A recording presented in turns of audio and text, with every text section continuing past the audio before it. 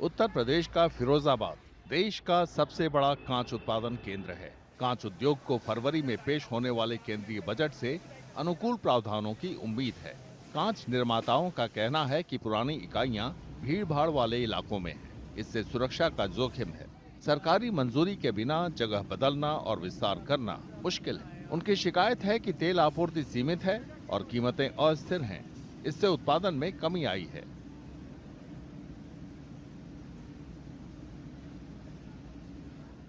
फिरोजाबाद का गिलास उद्योग चारों तरफ से मार खा रहा है।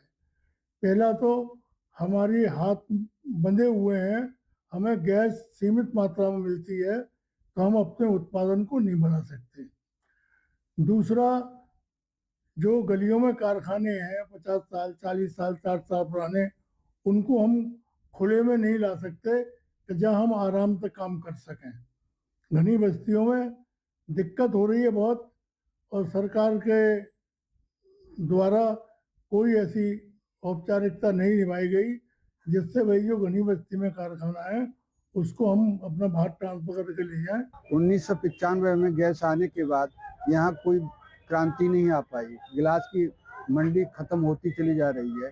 उसके दो रीजन हैं। एक रीजन सबसे बड़ा है कि गैस अच्छी तरीके से उन लोगों को नहीं मिल पाई जो कारोबारी करना चाह रहे थे, क्योंकि कुछ ऐसी परिस्थितियां आ गई ताजमहल से कि ताजमहल का डिक्लेरेशन TDZ जोन डिक्लेयर होने के बाद बहुत परेशानी हो गई। गैस की कीमत समान होनी चाहिए थी जिले के अंदर, कहीं भी कोई इंडस्ट्री लगाए जिला, तो जिले के अंदर जब गैस की पूरी फैसिलिटी मिलेगी तो डेफिनेट है कि 5 साल के अंदर फिरोजाबाद वर्ल्ड में एक नंबर का एक्सपोर्टर बन जाएगा। चूड़ी उद्योग बढ़ती लागत से परेशान है। चूड़ियों के कारखानों में सैकड़ों मजदूर काम करते हैं। चूड़ियां बनाने वालों का कहना है कि मजदूरों को रोजगार देने वाले कारखानों का अस्तित्व ही खतरे में है। उन्हें उम्मीद है कि बजट में महंगाई और बढ़ती लागत पर लगाम कसने के उपाय होंगे, जिनसे उनके कारोबार को राहत मिलेगी। बजट जो आ रहा है, अब जो नया जो बजट आएगा इस सत्र में, तो इसमें हम यही गुजारिश करते हैं हम आप लोगों से कि ऐसा बजट आए कि जैसे चूड़ी की जो दरें ऊपर जा रही हैं उसको थोड़ा सा मैक्सिमम रहे, जिससे सबके एक जैसे क्या होता है, एक चूड़ी का जो कारोबार है उससे काफ़ी परिवारों के घर चल रहे हैं, काफ़ी परिवार चल रहे हैं, काफ़ी घर चल रहे हैं, उससे काफ़ी लोग जुड़े हुए हैं। एक कारखाने में आज 600 लोगों की वर्किंग है, 600 मेंबर काम करते हैं, तो वो 600 के परिवार चल रहे हैं। फिर गोदाम है, फिर फैक्ट्रियाँ, स्टॉक हैं, तो सबके कारोबार सही चलें और सबका सही चलता रहे, यही हमारी गुजारिश है कि बजट में कुल मिला के ये हो थोड़ा सा महंगाई को नीचे लाया जाए। व्यापारी ये भी कहते हैं कि कांच उद्योग को नकदी की समस्या का सामना करना पड़ रहा है। इसके चलते माल का भुगतान 6 महीने से साल भर तक नहीं हो पाता है।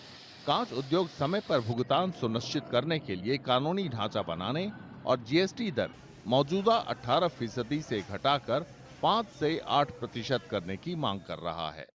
मैं केंद्र सरकार से ये चाहता हूँ कि जो फिरोजाबाद का जो उद्योग है, जो कांच उद्योग है, लघु उद्योग है, वो हम सारा उधारी का व्यापार है, और जो हम आगे माल देते हैं, पुल बिल में जो भी माल देते हैं उसका पेमेंट हमें 6 महीने 8 महीने या फिर कई वर्षों हो जाते हैं।